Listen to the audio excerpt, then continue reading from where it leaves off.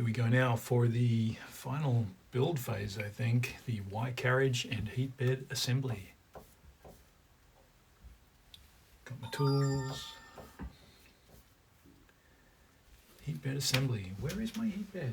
Where did I put that? I think I put it in the box. Of course, everything's on top of the box. Yeah, I did. It's in the box.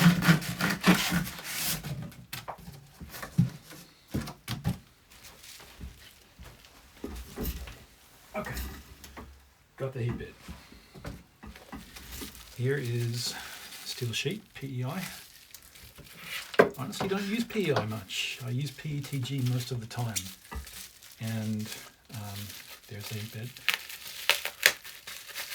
I do have a fair bit of PLA, so having a nice new PEI sheet, maybe I'll start using it again.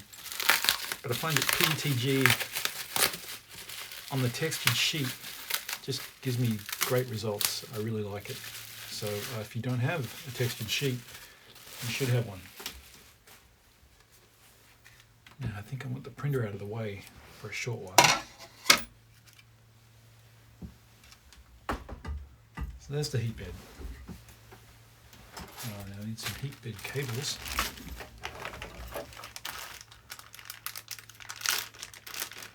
In the Carriage and heat bed bag, a heat bed cable red, a heat bed cable black. I've got M3 by 10 screw 2.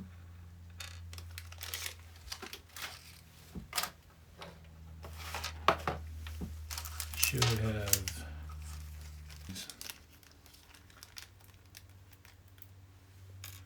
sorry about that. Okay, heat bed cable assembly. It is important to connect the power pack cable correctly. Okay, I wasn't aware that this thing was polarized, but all right. So the one on the left with the ground sign must be connected to the black wire. Do not use the one with the label on, use this one here. Okay, use the ends without the label. Use the cable like this.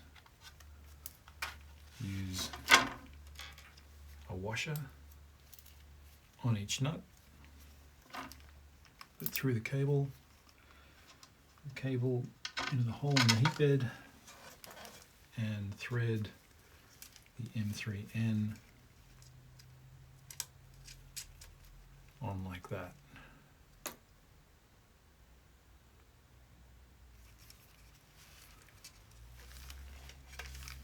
Alright. Using the universal wrench, which to me is a pair of pliers. Honestly, it's not the right tool, but it works just fine for a nylock, especially at M3 size, and you wouldn't really want to use it much bigger.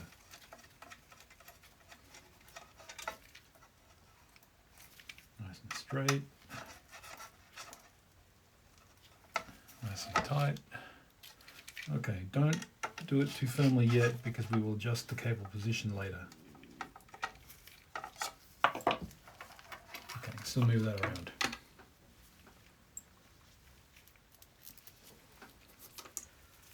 Second wire, red wire. Repeat the assembly step for the red wire.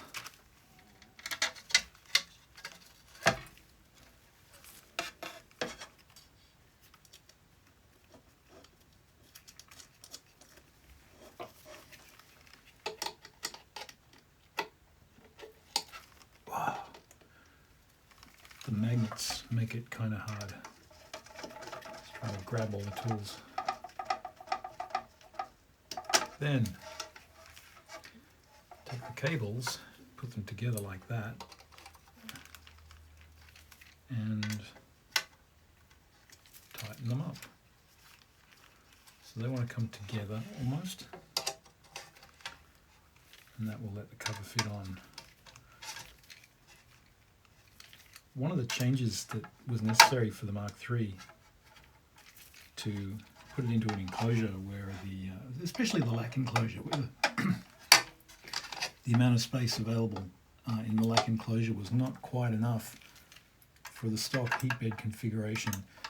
One of the first things to do was to print an angled cover for the cables here, and then it wouldn't come straight out the back. I'm not going to be using a lack enclosure this time. I mean, those big thick lack legs just take up so much space that you don't need to waste. So I'm going to be making something specifically for this printer. Alright, cable cover requires them to be inclined towards each other. They are inclined towards each other. The screws are tightly tightened. Now, covering the heat bed cables.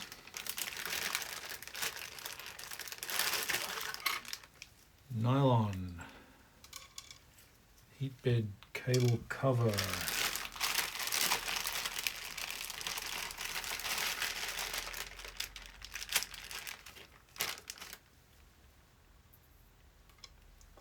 Textile sleeve. I think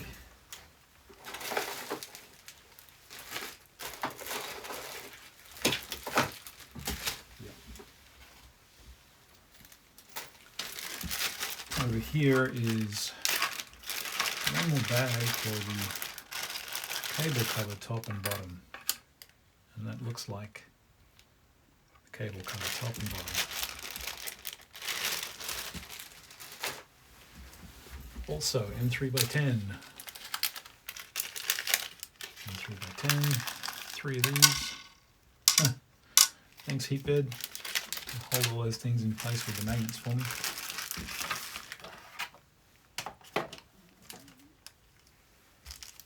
M3N nuts times 3.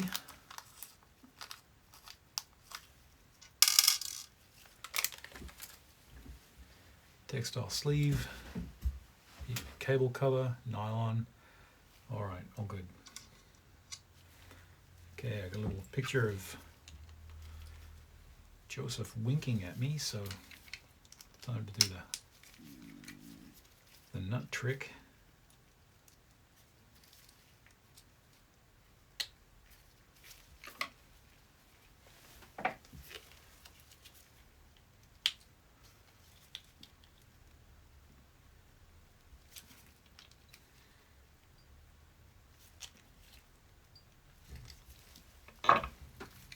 In.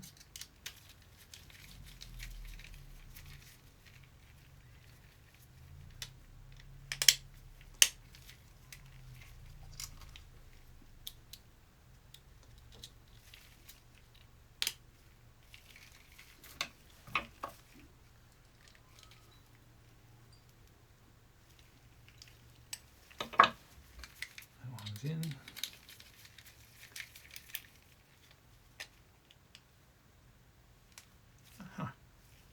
What? Oh, I'm assembling the wrong piece.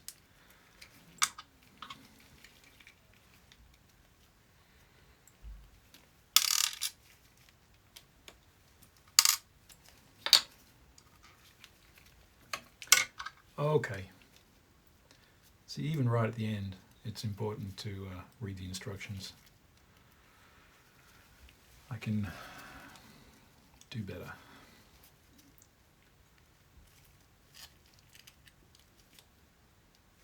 Okay, 1.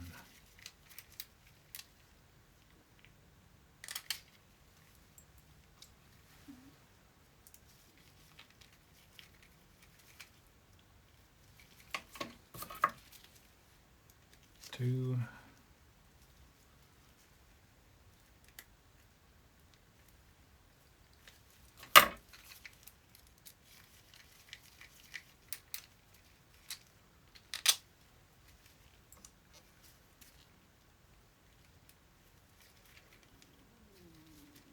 And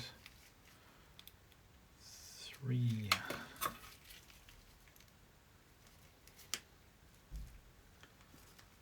use the screw pulling technique.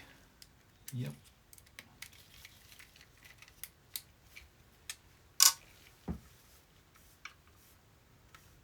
Then place the heat bed cable cover like this in the picture. Okay, push the heat bed thermistor cable through the bottom.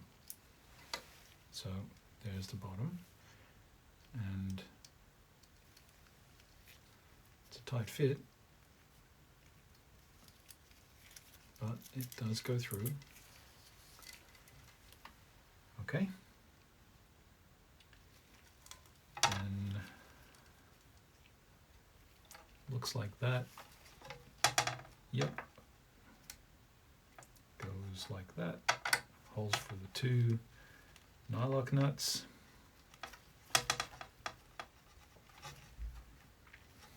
And then one of the nuts goes here to hold the bottom cover in place.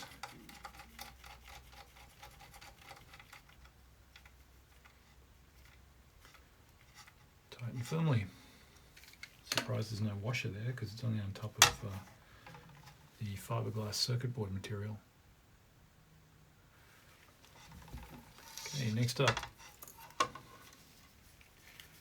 time for the fabric covering, and once again the end is welded together by the hot cutter that's been used.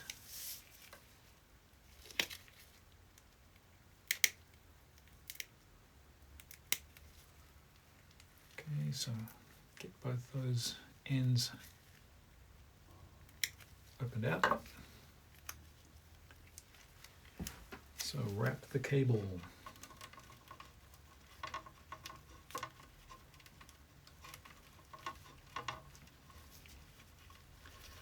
I always thought it'd be a neat upgrade to get one of those articulated cable snakes like you see on places like the Eagles website. But this textile wrap worked for years in my Mark III, and so I think that this is probably as good in this application.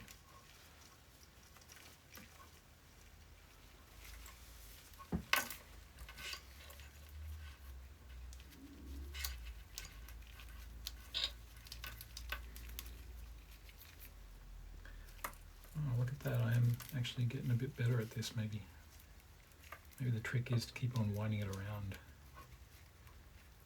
Or maybe not. Maybe I'm just misleading myself there.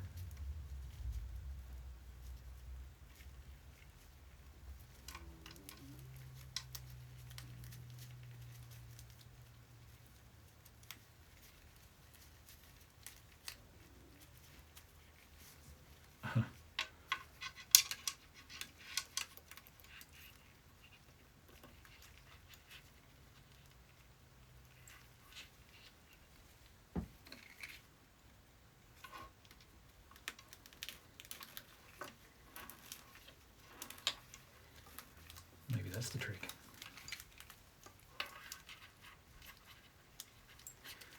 The important thing is to get the wrap going the whole way around.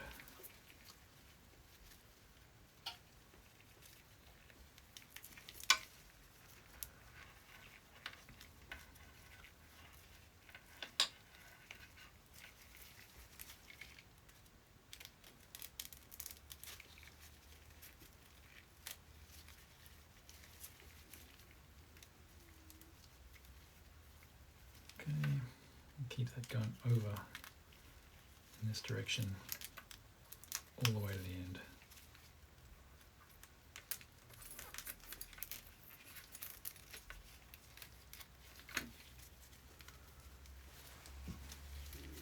Get that twisting around a little bit. Bring this in so it's going to be pushed up as far as it can go, and then get that spiral happening. So the next little picture is a warning. Looks like a warning saying you must get the two halves of the cover completely together.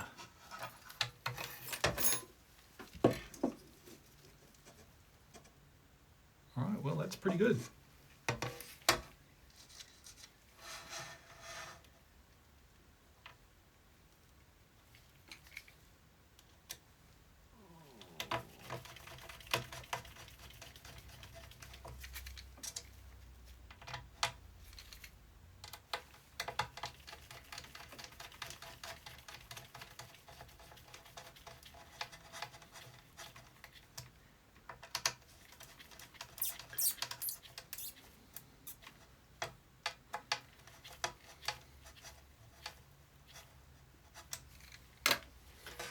Alright, finished. That is not too tight there. That is nicely together. The sleeve, I think I can say that that is wrapped well. There are no bits sticking out. Just keep that going around. It says twist the sleeve, not the cables. So that's what I'm trying to do there. Get that spiral going around. I think that's good. That feels like very, very pliable.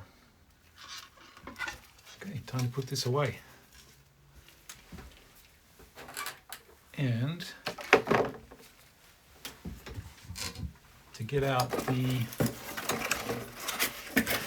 Carriage.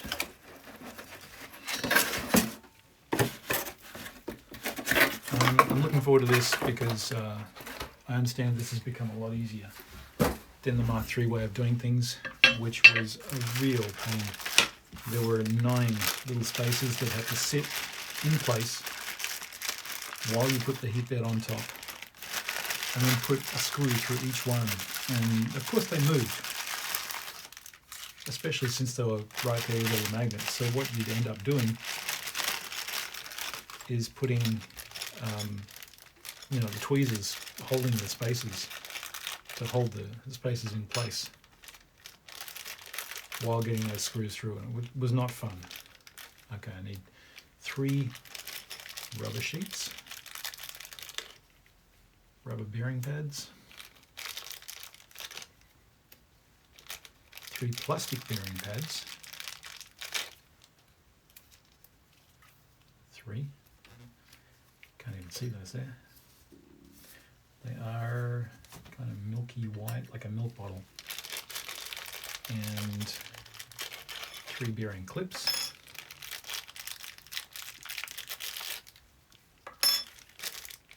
And M3 by 8 screws. They are 6s.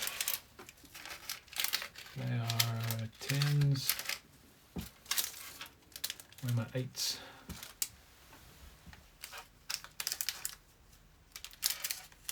More 6s.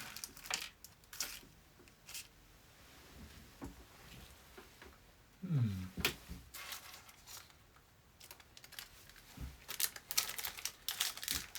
18s, I got 1 left. That's 1 spare.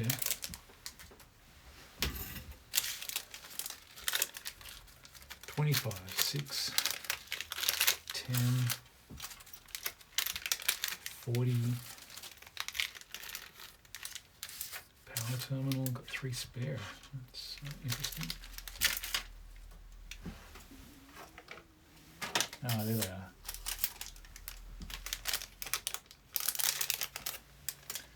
M3 by 8. 3 of those. And 3 bearings. So I think I'm going to be greasing some more bearings. 1.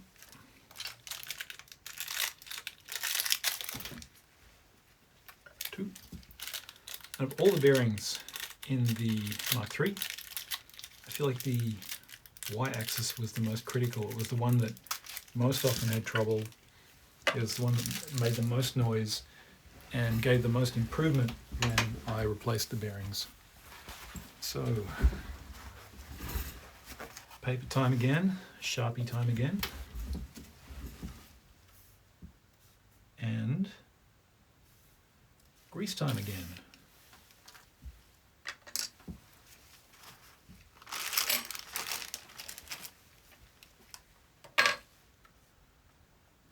Lubricating the bearing. So first up, I'm going to mark the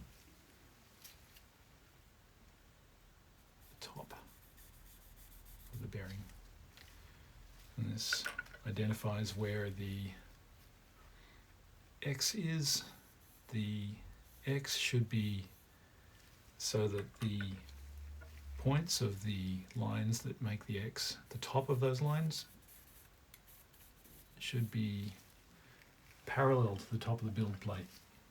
So an X like that, if that is the top surface, because then if the rod is here, then two lines of bearings sit on the top of the rod.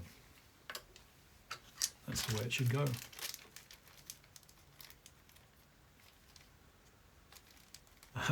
This plastic bag is now greasy. It doesn't want to open.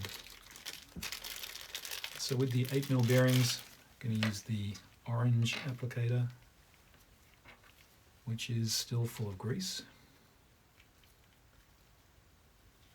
from the last set.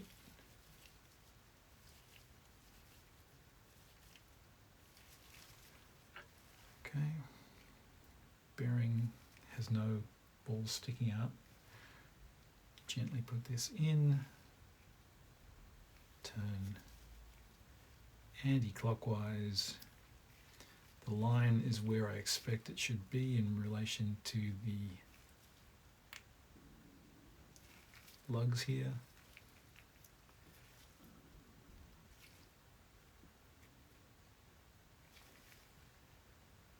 And that's not quite done yet.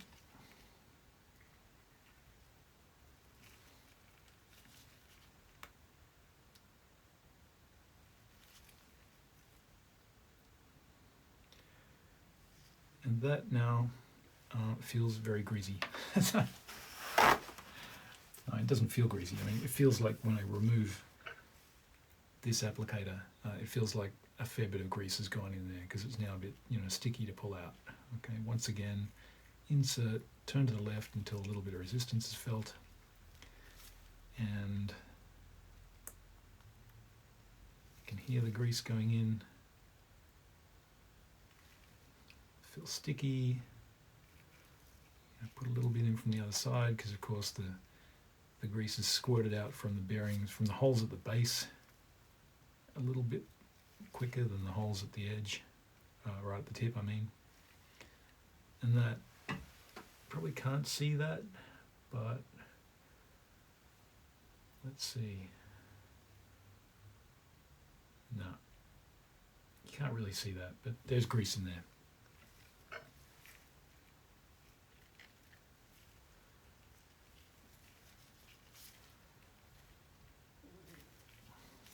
And I'm definitely running out of grease.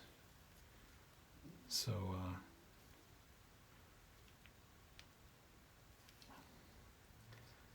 fortunately, I think this is the last thing I have to grease.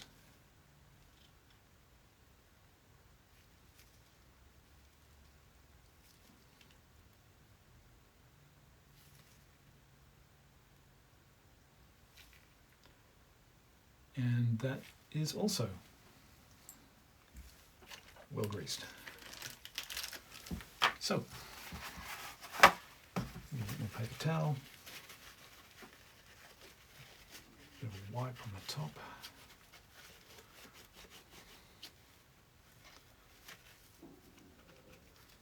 And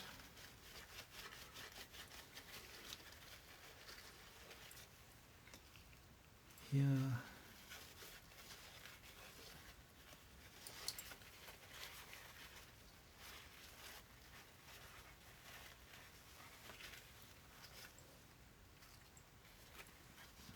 Wiping off any excess with a paper towel.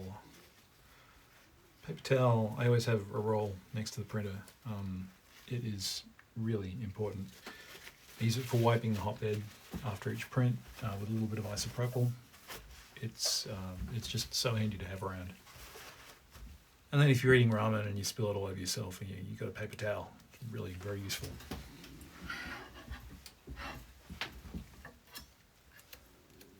Next, assemble the bearing clips. I'm going to take a bearing clip, going to put a rubber, then a plastic, and then 2 M3 by 8 screws. I have to push through.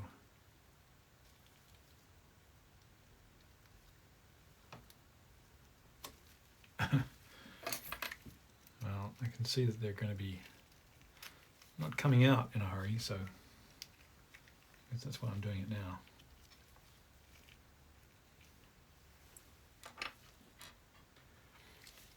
I'm really excited also by the lack of heat bed leveling that I need to do. I actually do need 6 of these M3 by 8s, not just 3 of them. I don't know why I didn't read that.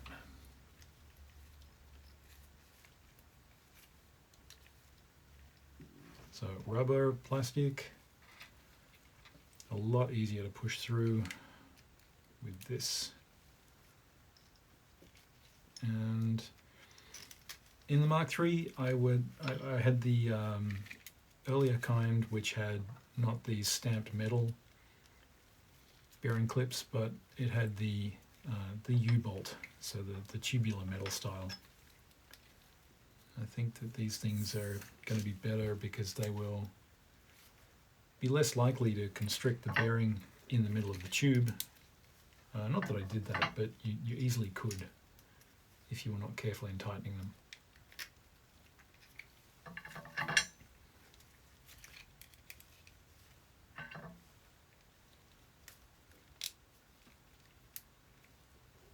All right, set. Now, notice the 3 pockets. 1 pocket, 2 pockets, 3 pockets. Threaded holes for these guys, which is nice. And it looks like the rubber is going to be able to compress slightly, which means that there's no more worrying about how tight you are making everything. So, putting the bearing in the bearing clip, I'm going to put that black mark to the top because that's where the bearings should be oriented. The bearing then screws into the carriage.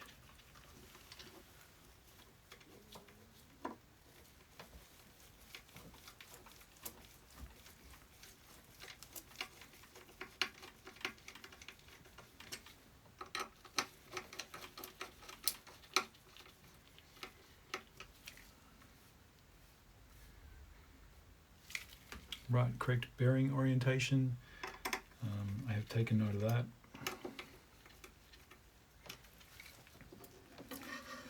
All right, so I'm not fully tightening the screws yet. I'm not compressing that rubber at all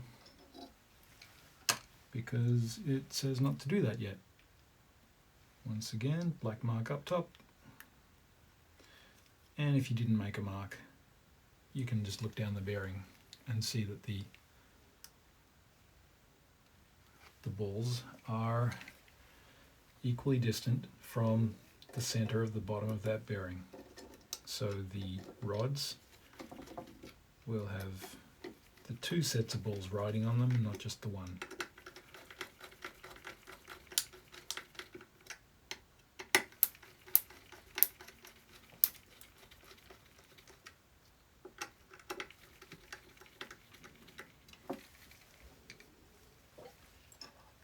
Bearing number 3, line on top.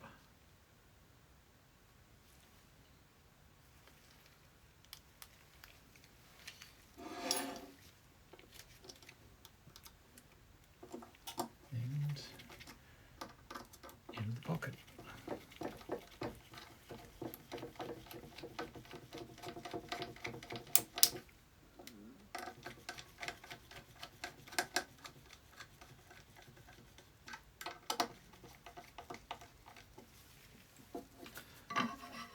Alright, that's 3 bearings, all gently in their place. Correct bearing alignment is crucial. Proceed carefully. Make sure that both bearings are as close to the center of the Y carriage as possible and do not touch any pocket edge. They're not on the edge. They could possibly push in very slightly more to the center. That is about as far as it can go though.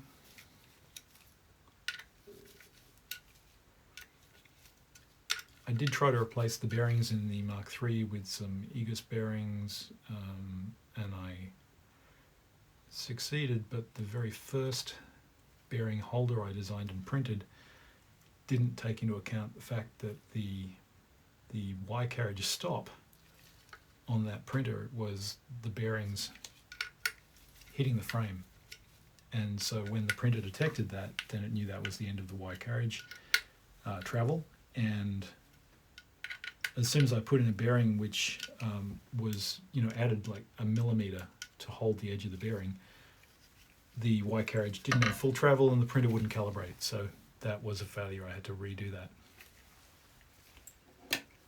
Now, smooth rod holders. That piece of paper is clean, so it's going to stop that carriage from banging around on the wood and making a horrible noise. Now, smooth rod holders. I think I've got one more box with rods around here somewhere. Let me find that.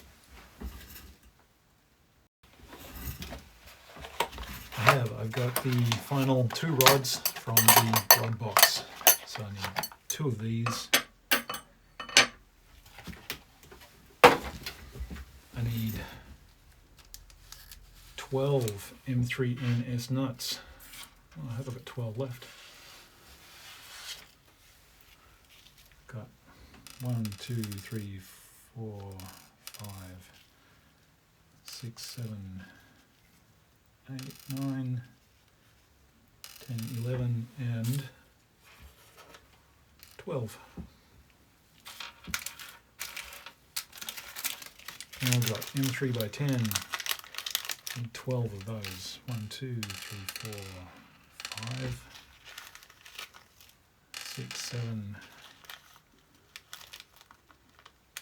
8, 9, 10, 12. So that's so I've actually put in 74 M3 by 10 nuts so far. It's quite a lot. Now all my plastic parts.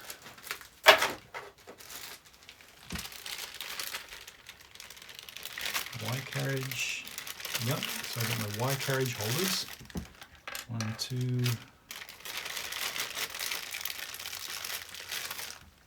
3, 4.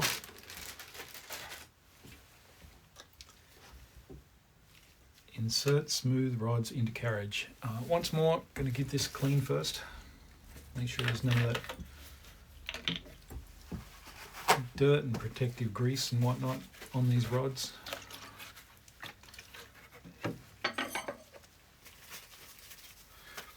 If there's any of the Prusa grease on my gloves, well, that grease is supposed to be on the rods. So I'm not too worried about that.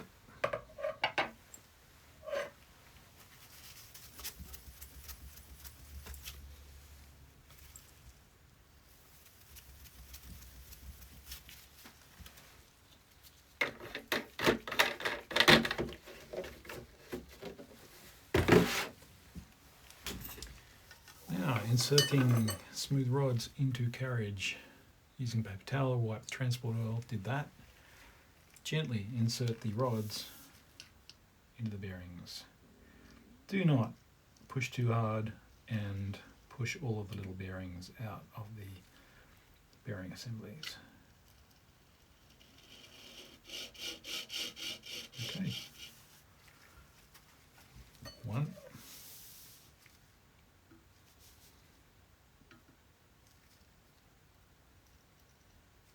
2, and I think that they are still all in place.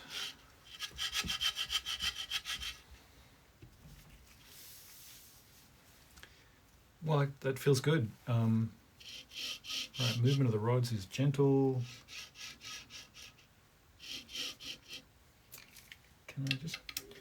Can that be made more smooth by loosening the screws as the instructions suggest?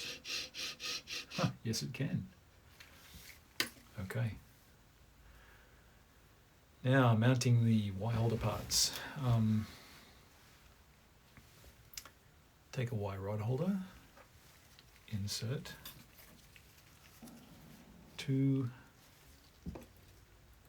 M3NS nuts.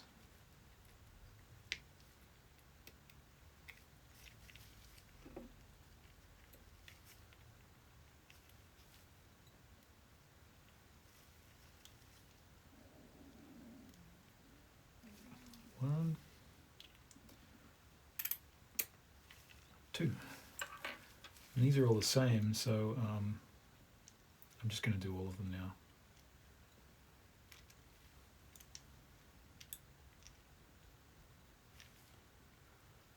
I don't love putting these square nuts in, I mean, apart from the problems you might have if there's any residue left in the slot. They're just a bit harder than the hex nuts, because if you don't get them perfectly straight, you get one corner digging into one side of the slot and makes it just that little bit harder. Two. On the other hand, when you're in SolidWorks or Fusion or Illustrator or whatever else, not Illustrator, Inventor, when you're making the slot, it's much easier to make a square slot. I suppose they also are a bit more inclined to resist turning, because the square slot is a bit more solid than the hex slot. I've never done it, but I suppose you could force the hexagonal nut to twist around in the pocket. You know, assuming you weren't crushing it so hard against the plastic it was tightening against that it would never turn. Don't know. There we go. Okay, so take a rod holder. Done that for all the holders.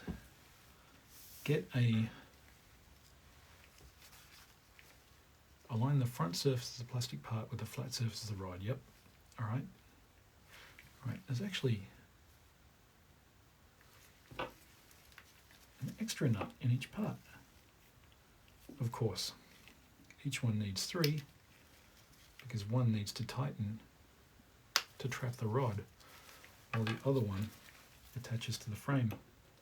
Bit of a change from the Mark III again. The Mark III used a plastic holder with 2 screws only that attached to the frame, but then a cable tie to trap the rod. And it worked fine. I don't know why they haven't just done that again. It was much quicker to put together, and it never moved.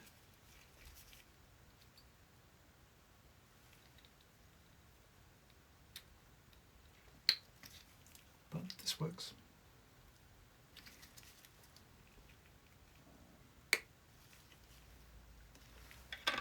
It's in.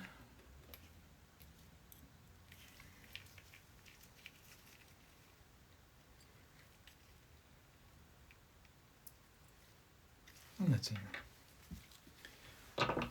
Okay, take our rod holder. Now, so looking at the picture in the manual, there is definitely facing in.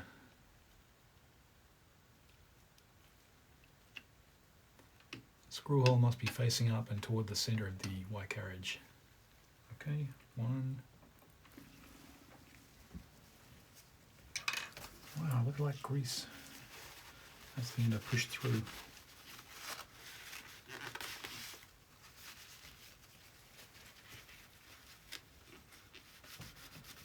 A lot of grease comes out when put grease in.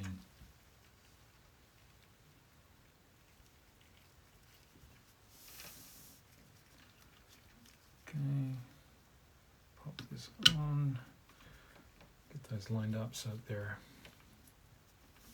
flush with the end of the rod. A little touch of grease there too. Don't really want grease there.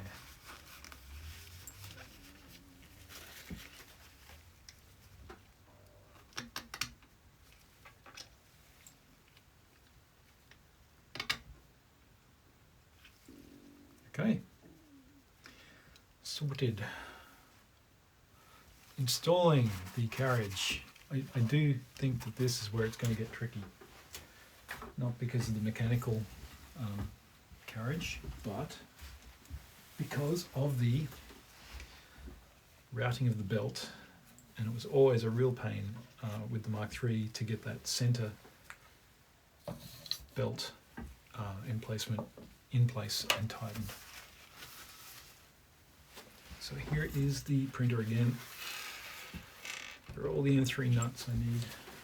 Now, take the Y carriage, including smooth rods with rod holders, place them in the YZ frame. 2 bearings are on the left side. So here are 2 bearings.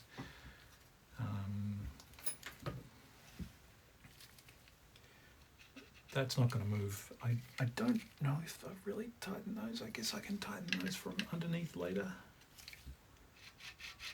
I mean, if that bearing is working, the force of the rod is definitely not going to be enough to move it, so I'm not too fussed. So 2 bearings on the left side. In the frame. Alright, fits in nicely.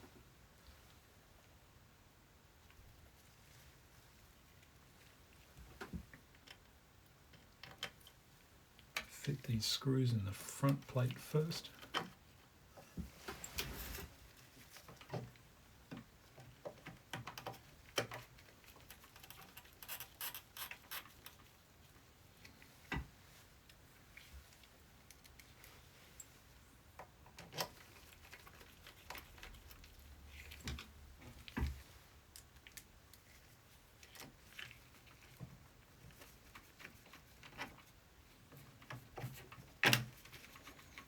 I see. So the rod holders have a little tab that needs to fit into the channel in the middle of the V-slot.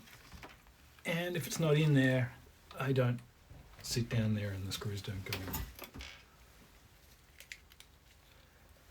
in. In case the M3 nuts, in case the square nuts keep falling out,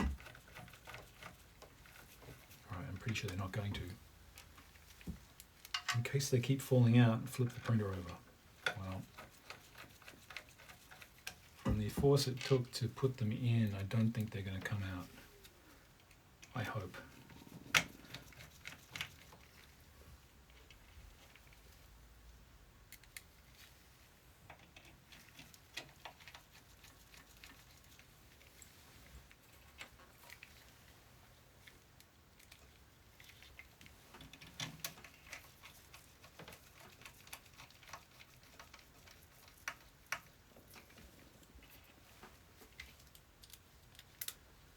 Kind of feels a bit redundant to put these screws in. If you just printed a rectangular piece with a hole in it that attached to the frame and forgot about that hole at all and didn't bother about that slot so it couldn't open up, if you just made it a press fit like these guys, then I think that would work pretty well too. But I didn't design this printer. And it was probably done this way for a reason.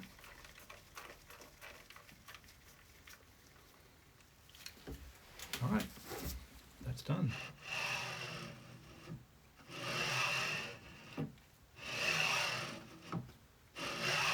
Very smooth. Aligning the smooth rods.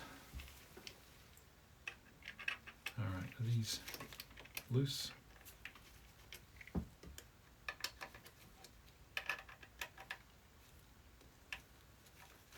sure they're still plenty loose.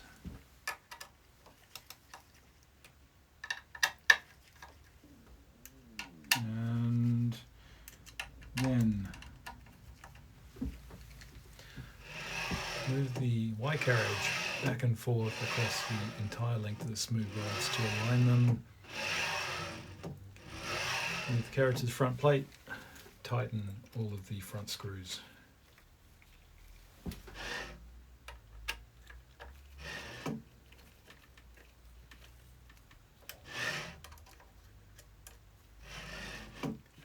It certainly feels very smooth.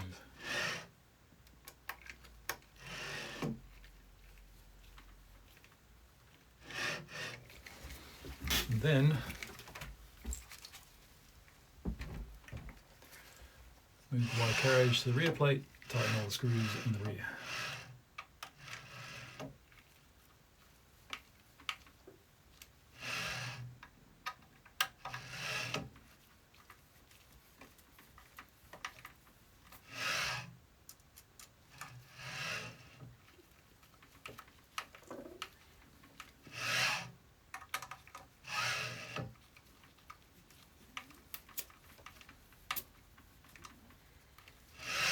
Nice. Okay, assemble the Y belt.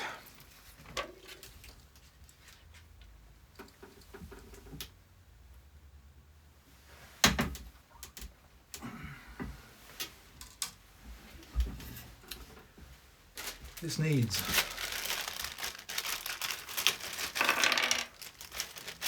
a Y belt tensioner with an oval hole. Okay, Y belt tensioner with a hexagonal hole. Yep.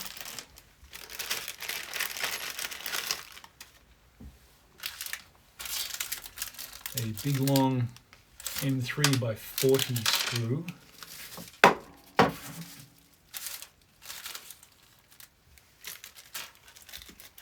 Yep.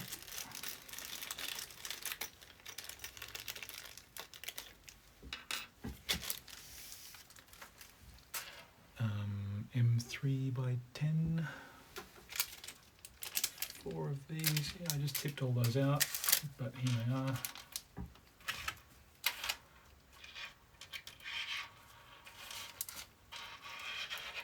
M3 by 10, 4. M3 nylon nut, 1.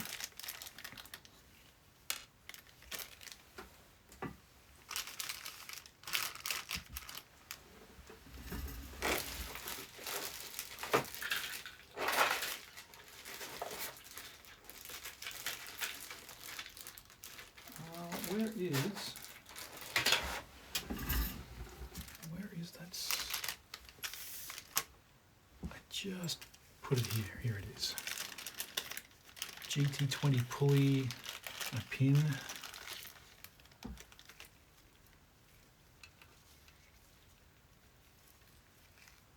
Don't need that spacer yet. Not sure what that's for. The Y belt.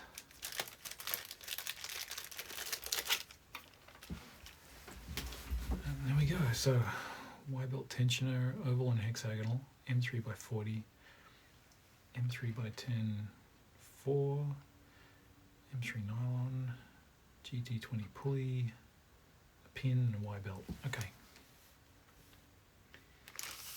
Now insert the M3N nut into the Y belt holder, into the one with the hexagonal hole. Okay.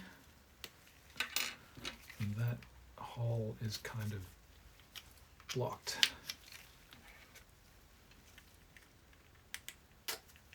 There we go.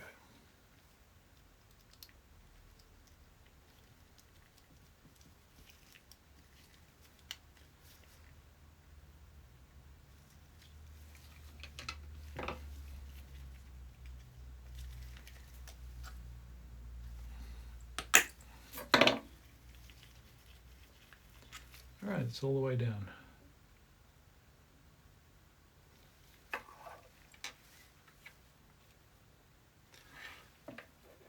Okay, assembling the Y belt. All right, I skipped a page. Nope. All right, back to the printer. put this all over here.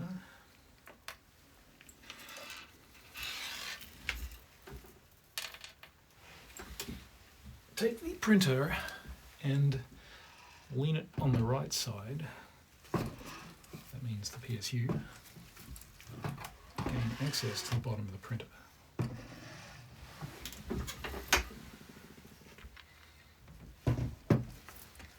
Alright, but I can actually see it better from here. Take the pin, put it into the pulley. Yep. Take one of the Y-belt ends and push it into the Y-belt holder.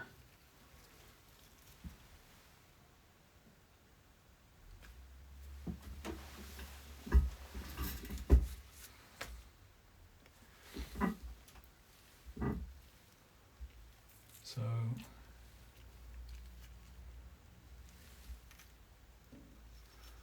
I guess it doesn't matter which one, but I'm going to use the one that looks like the picture to begin with.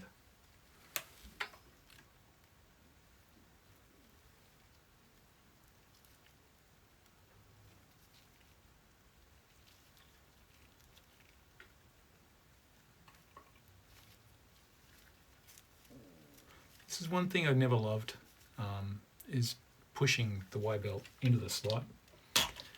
It always feels like it's slightly compressing and not going in fully. I mean, it's never coming out, but it just doesn't feel like a step. You know, it's like when you're doing something and it should be easy, but there's some resistance. I feel like it could be a little easier. Okay, push the pin into the pulley and center it. Yep, done that. Secure this with the, well, there's the tightening screw. M3 by 10 screw, really?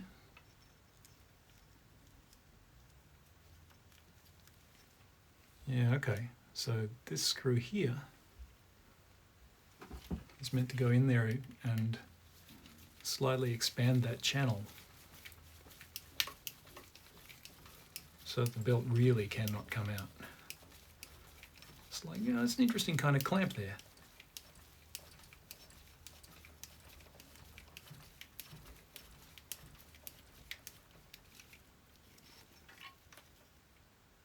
All right. Well, that's smooth, so that won't block anything. Attach the Y-belt holder. Using the M3 by 10 screw, fit the Y-belt holder to the Y carriage. Use the left rear hole in the center part, which I think left rear. Okay.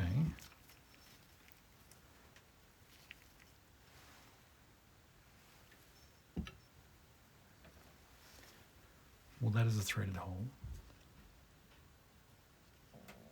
And I think that must go in there.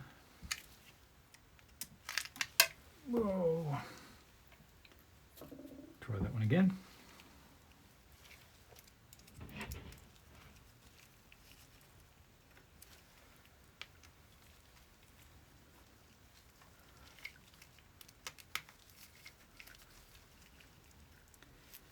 Use the left rear hole, center part.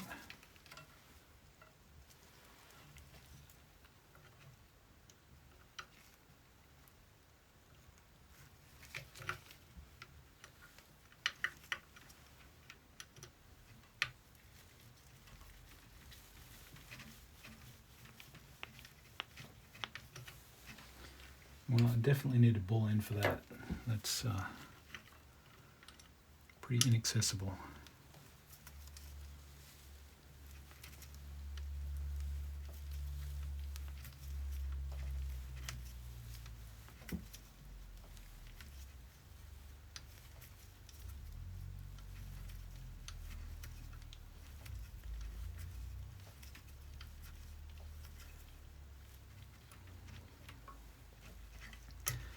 Then guide the x-axis, y-axis belt.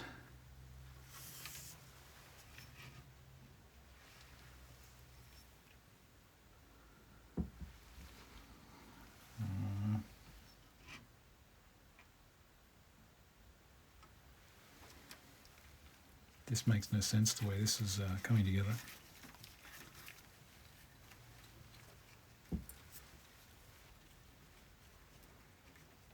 That obviously has to engage with the stepper motor teeth, but then that is totally out of line, and the reason is because the teeth here should have been facing up, so that is my mistake.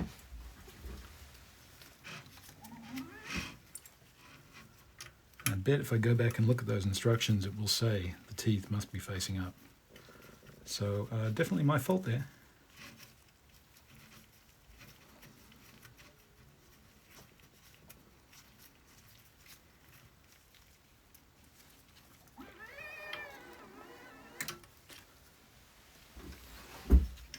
Printer, you just sit down for a bit. I fix this.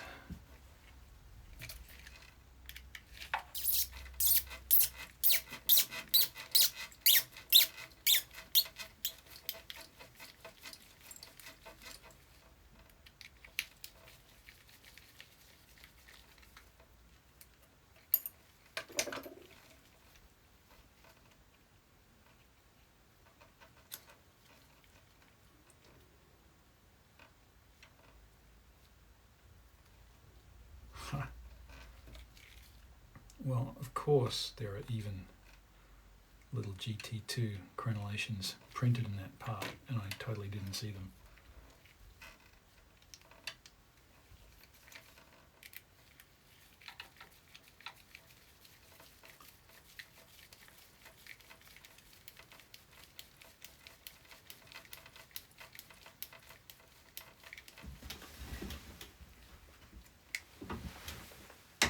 There's that screw I dropped before too.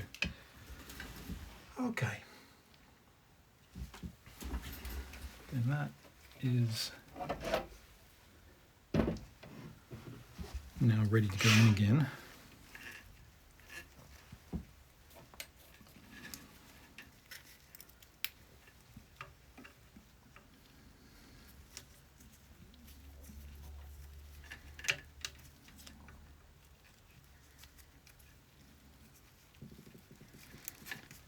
Put this back in place.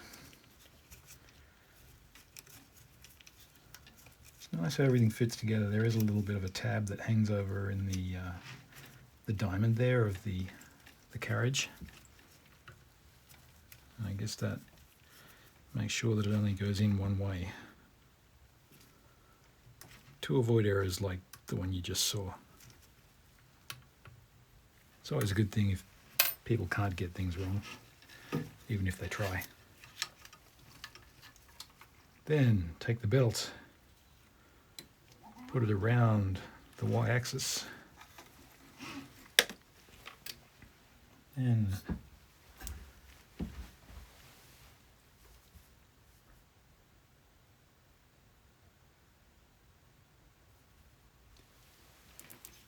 take this,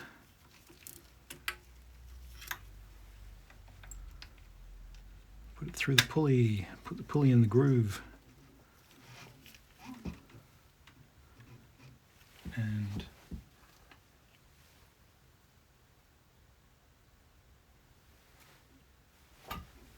make sure the belt is inside the frame, not under. Yep. Then this should fit in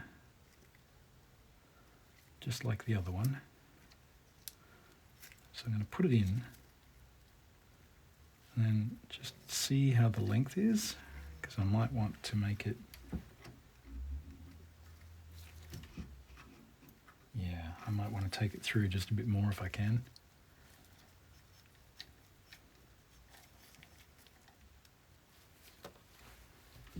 Yeah, shorten it by just 2 links.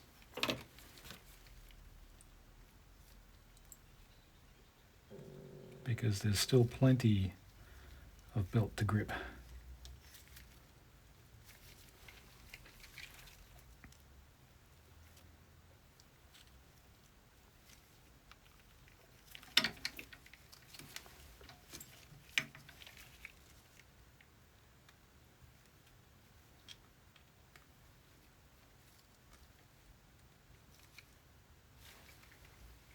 Okay. Once again, tighten that up.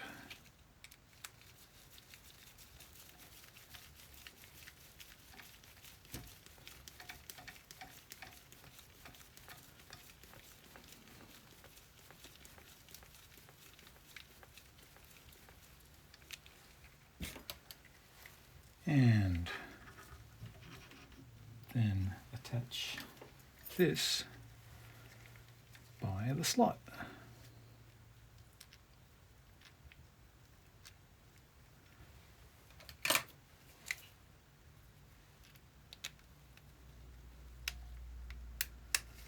And I think this will be ball end again.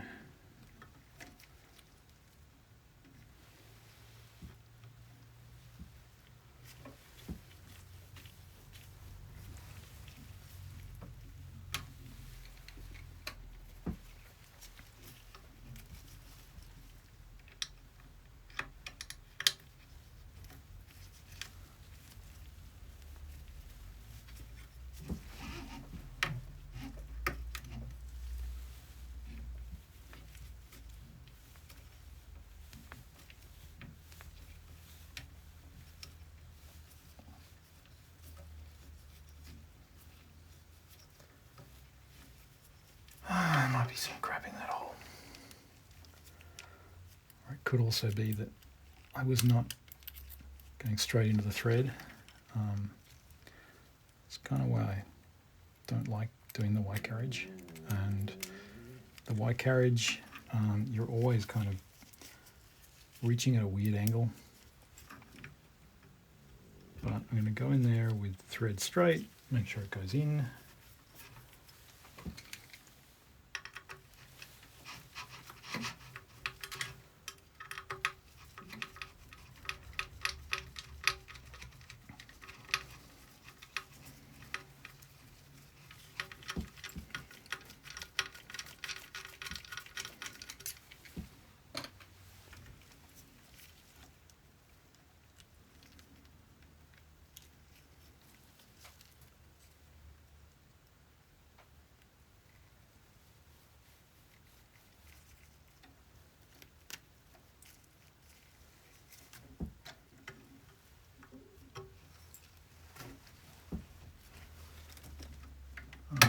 Straight.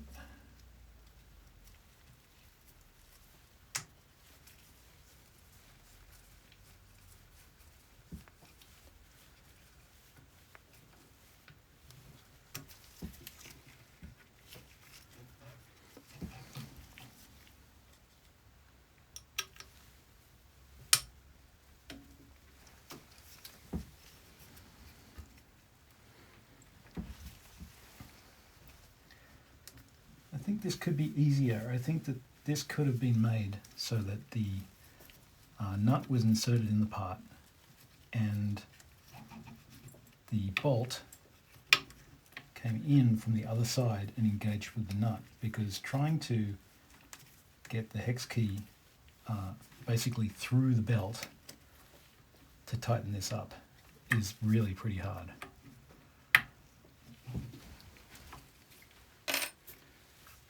Then the next step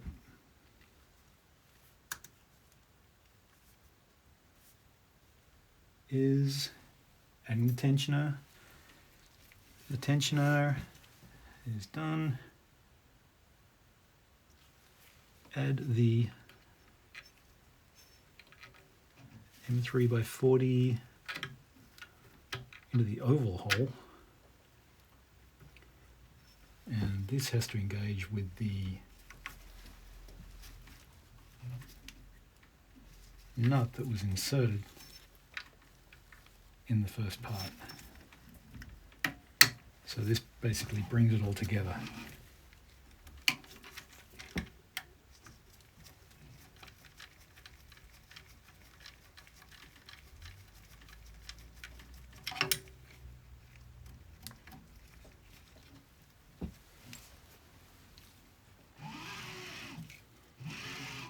Okay, I'm not going to worry about tightening that just yet. Tensioning the belt. Move the carriage all the way to the back using a finger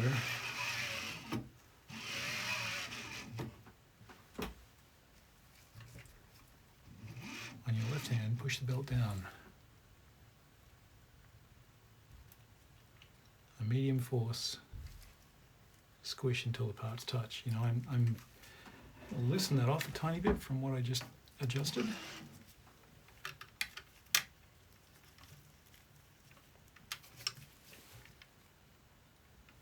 And I think that's going to be good.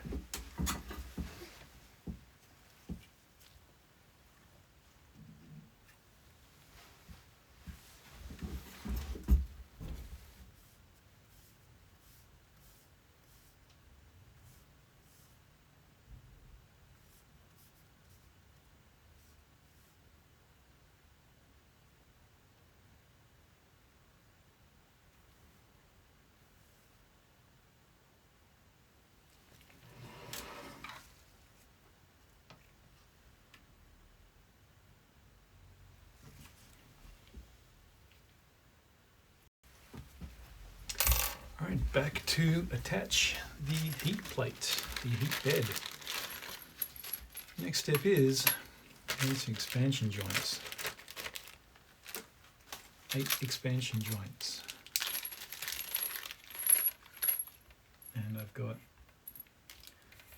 9. Okay? No, I've got 8. 8 expansion joints, M3 by 6R screws. M3 by 4 BTs, nope.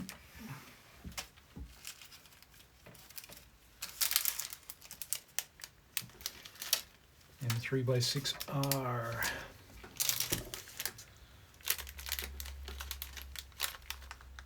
And 1, 2, 3, 4, 5, 6, 7, 8. 8 exactly. Okay.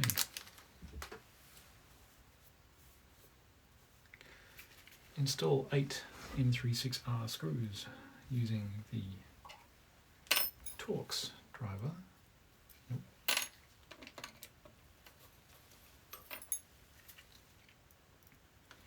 Yep. And only a few turns because the expansion joints are going to clip in on each one.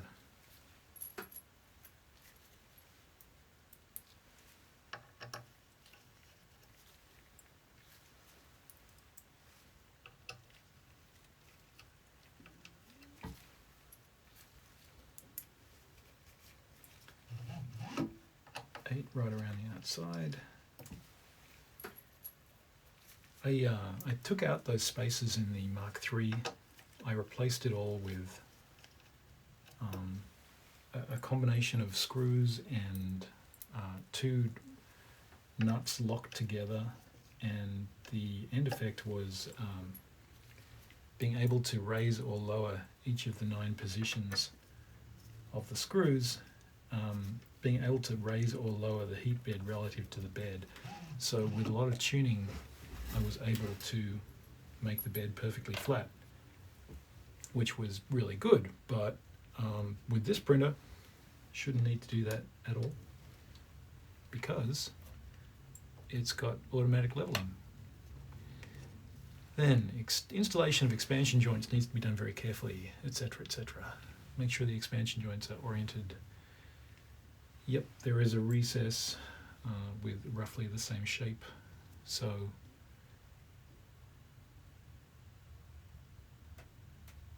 looks like it's telling me that they need to fit right in there. So slot them in, tighten the screw.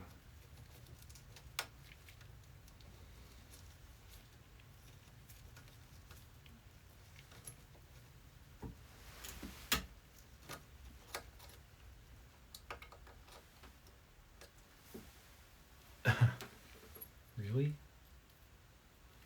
So the Torx driver doesn't even go in there.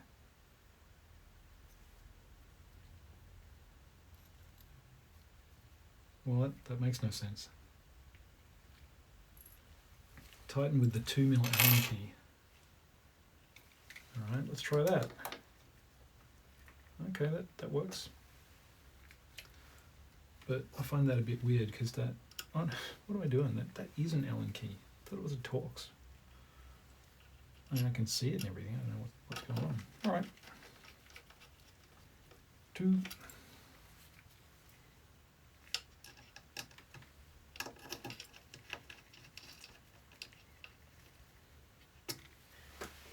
That one's not quite down in the slot.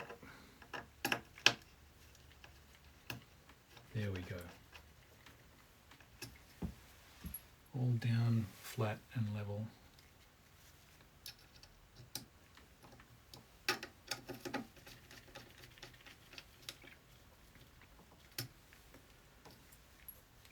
Three,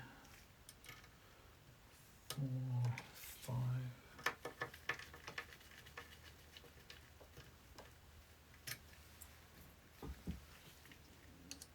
And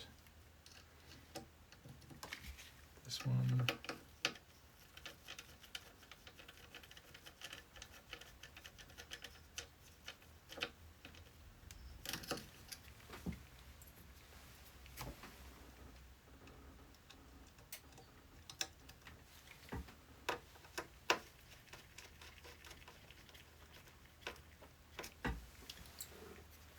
And number 8.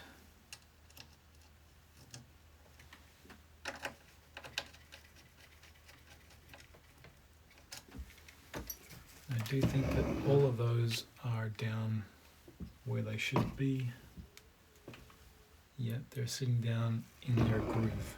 That is good. Now, there's that spacer, and I need to have M3x4 BT. I think I just saw that.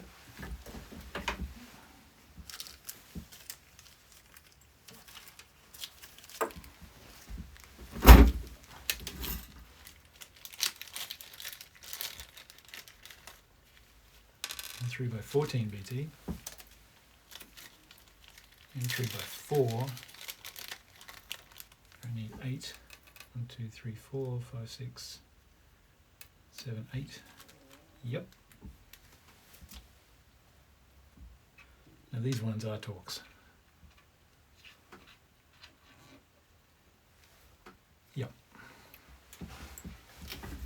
Okay, and attaching the heat bed, and I'm not going to do that yet because I just realized that I have a nylon left over, and the nylon should be in here. So take this off.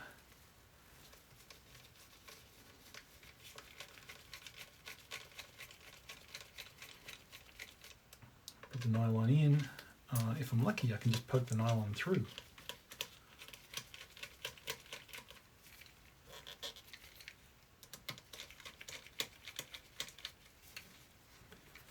What is going on here? Okay.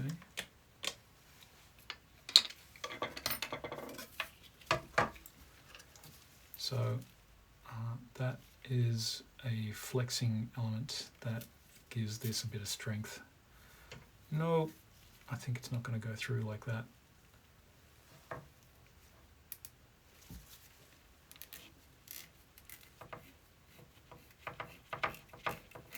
Maybe it is. Almost. Almost all the way. Right, I want to go through to about there so it gets captured. And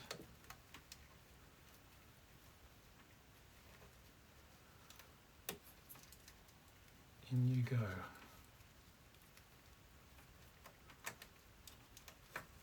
Okay.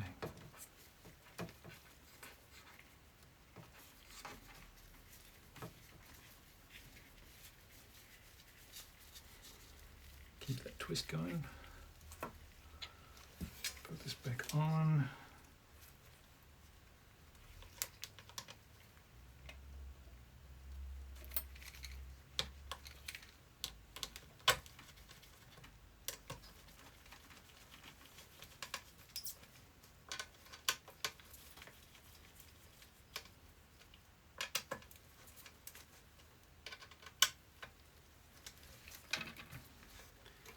And once again, it's together and the nylon is trapped in there and it's still very bendy.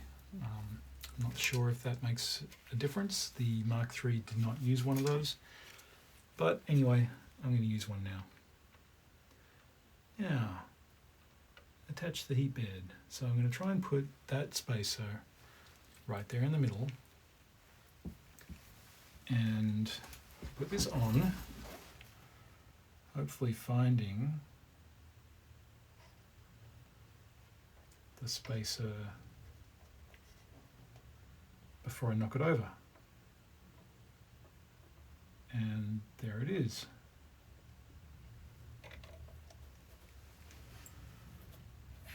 Then the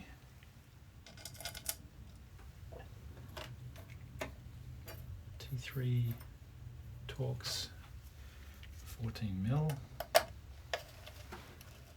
can gently go into that nut. Alright, that's good. And then I can see all of my expansion joints ready for the other ones. Nice. So put these in, do not fully tighten.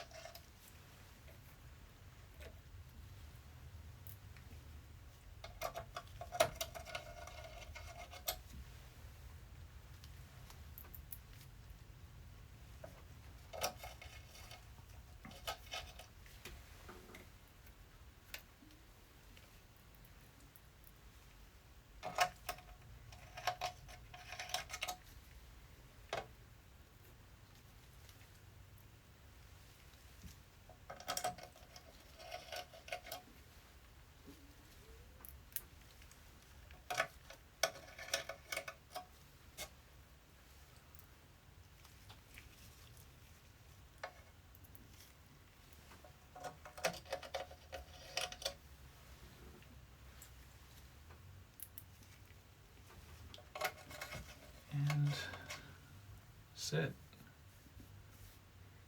Now, tighten the screws in the following sequence. Tighten the center screw,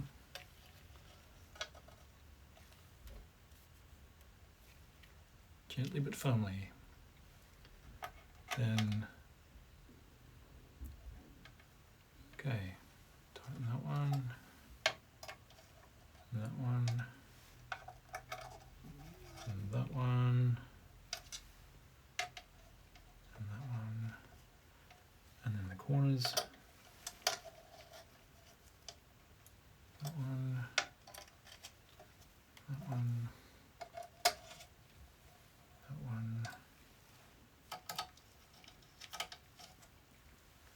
that one, and that is done.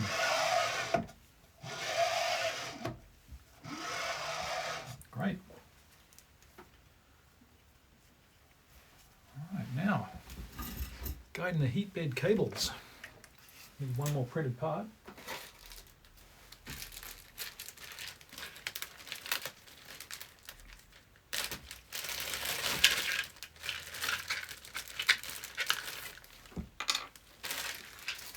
I need M3x6 screw, 2 of those.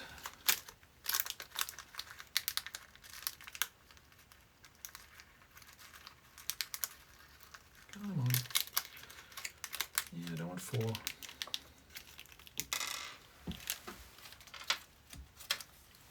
And power terminal screws, because I'm about to connect some power. Of course, that's what those 2 big terminals are in the middle of the board. Those empty terminals. Ah. push everything through. Heat bed cables, heat bed thermistor cable through the hole.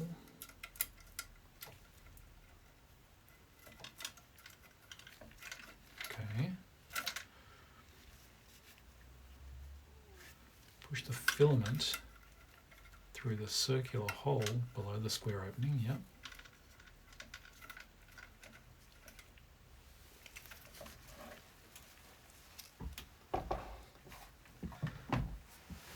Place the black heat bed cable on the left terminal.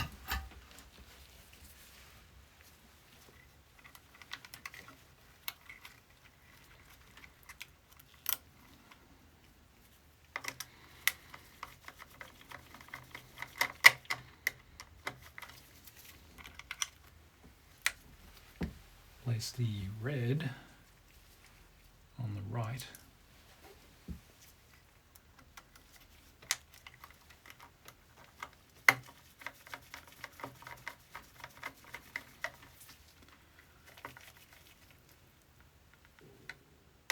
Okay, tighten those up. And then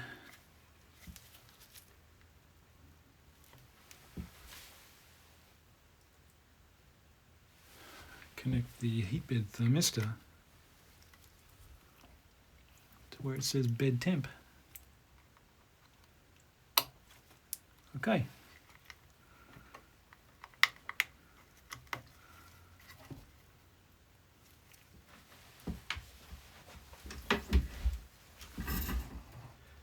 Attach the heat bed cable holder to the buddy box. Cable bundle must be pointing up. Okay. Like that. And then the M3x6, hold it on there.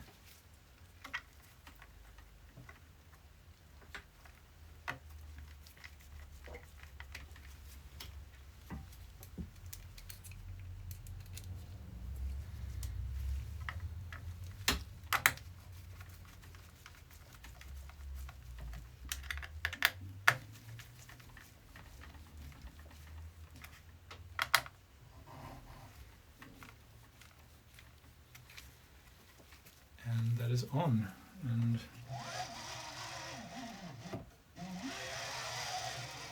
that cable has full range of motion, so I think that's right. Next up, verify all connections once more. So you've got X-axis motor, yep. Y-axis motor, Z left, Z right. That's empty because I don't have an MMU. The LCD, the love board. What's the Excel? I don't have an Excel.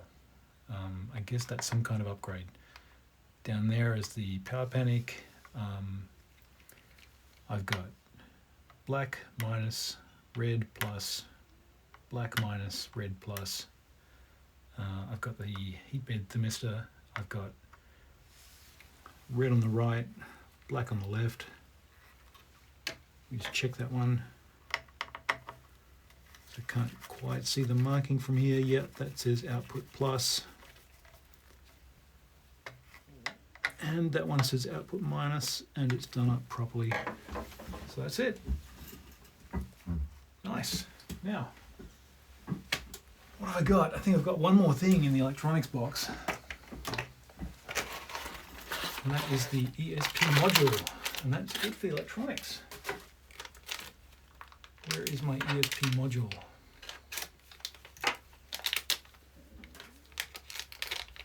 It is in pick and place machine packaging, which is nice.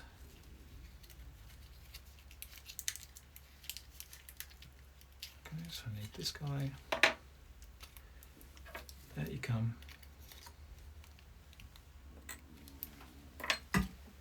I need one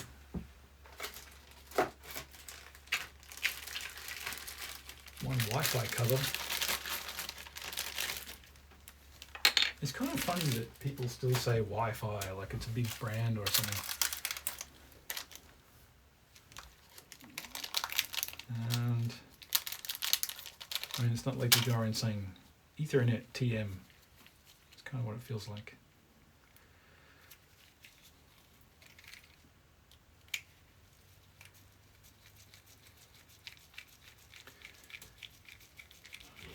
Okay.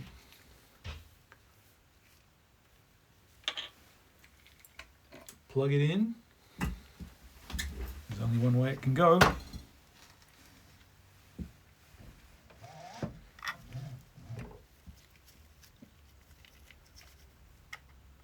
And this is outside the metal box because that there is the antenna. Otherwise it would not get a signal.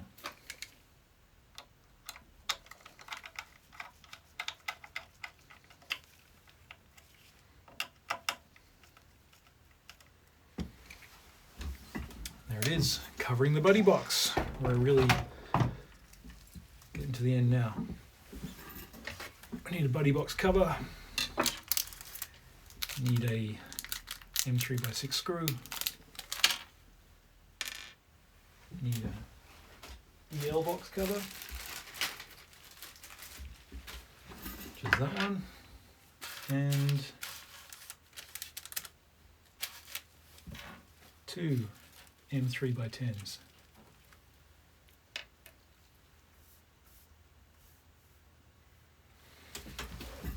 So that is an EL box cover apparently. I don't know why it's called that.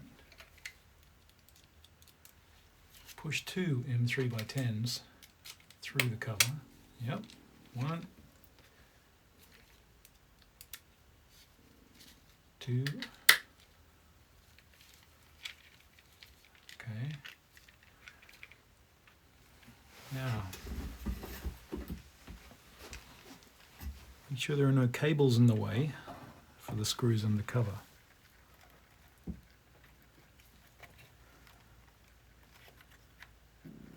Those will be okay there. That's all right there. That is surely how it goes. No.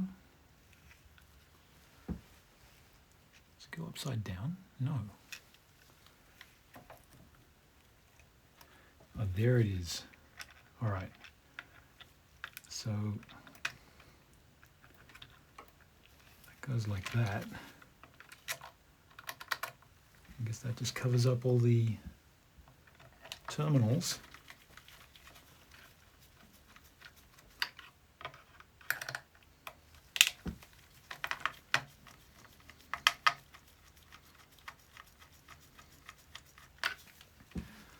Not quite in those screw holes yet. What is wrong?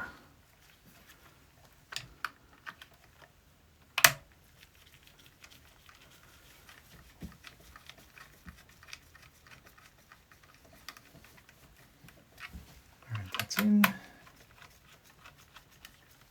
That's in. Okay. Covering the buddy box. You know, I don't believe the instructions ever told me to retighten or snug up those screws on the circuit board. So I'm just going to do that now. Which means taking this one off again because there is one screw, and if by some weird harmonic effect with the printer in operation it unscrewed itself and fell across the power terminals, that would be a bad day. There it is.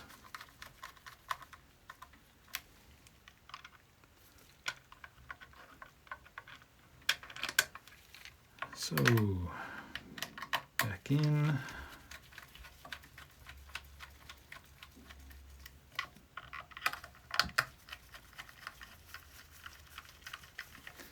Just a little thing like having the control box facing outward is so much nicer than the old printer. The old printer, everything faced inward. There's that one, and looks like I misread. I actually need 4 screws, not 1 screw.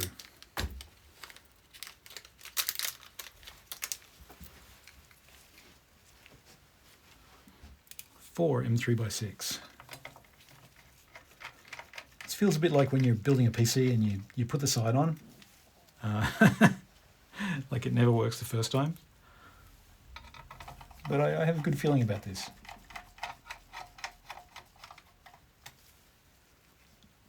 It's been a very easy kit to build. Or not, I don't know about easy. I mean, it certainly took a lot of hours, but the parts are all good. Everything was pretty clear. There's not much I thought, well, that's strange, or you know, I did, but then later found out that, yeah, that's actually the right way to do it. So that's it for the printer. Then next, build the spool holder. Here is the spool holder. This is a nice, looks like ABS or something. Don't know what it's made of. But this just goes in, turns around. This goes in, turns around. Great. Sits on top. Then there is the filament guide add-on, which would be really useful because the filament, especially when you've got a big new roll of filament, it's super easy for the filament to fall off one side of the reel, and then it is going to try and wrap itself around this little spindle here, and then it can easily get jammed. It doesn't always, because that's pretty slippery plastic, and filament is slippery too, but it's not ideal.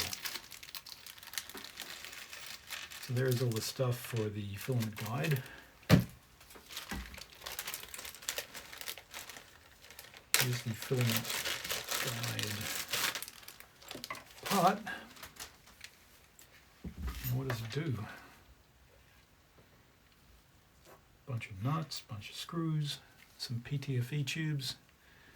So PTFE, or first of all, insert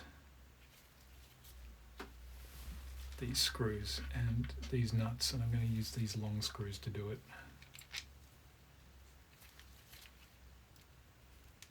Or this one long screw,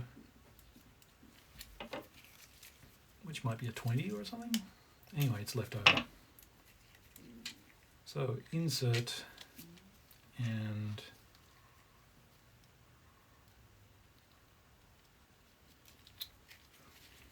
these I think will tighten up around the PTFE that I'm about to insert. There's PTFE. Oh, okay, so they actually give me another 18. Let's consider it.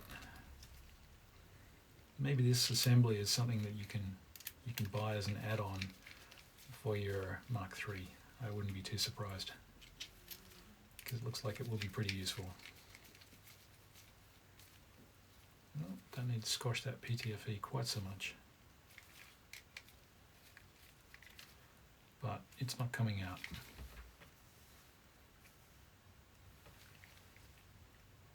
Okay, 1, 2, 3, insert another M3. Oh, okay. So I actually do need the 18mm. It's not completely free, gratis, and for your convenience, but it is for that. And that is so that it can go like this. All right, and click in between the two top ribs. I don't know, I think I need to have a look at how the spool's going to sit before I fix that in place. So where is the spool?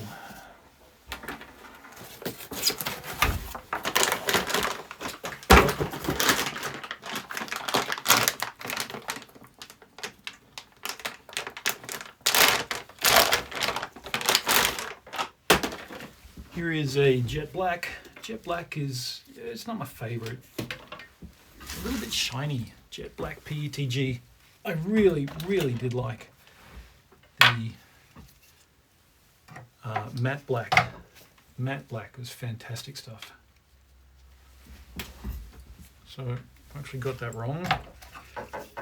This sits toward the back. The spool goes on there, and then the filament guide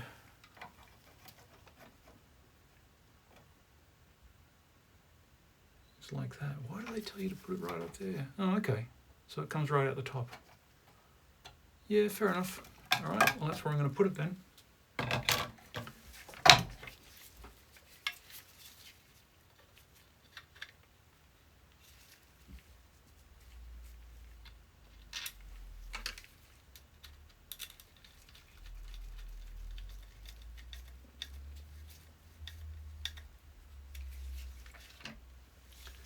And there we go. Attach the spool holder in the middle of the frame. Click, and there is a spool, and that will always be taking the filament from the center and keep it away from those edges. So yeah, I like that. That's good. And then it's time to not eat any more gummy bears because I still don't like them. That's it. I think that the next step is going to be applying some power and yeah, chapter 8 pre-flight check. So looking forward to that.